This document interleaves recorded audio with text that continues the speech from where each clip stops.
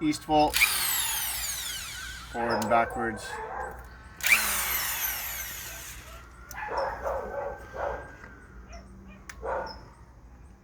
Comes with 4 sizes.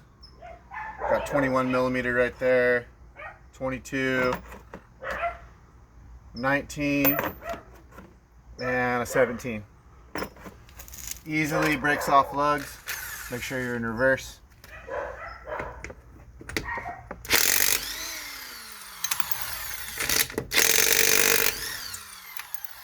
More than enough power to break off lugs. That didn't take any time at all. So this is an RV one. They tighten them a little bit more, but no problem. I've had it for 2 years, year and a half, something like that. Never failed me. Still looks pretty good condition. Still just as powerful. So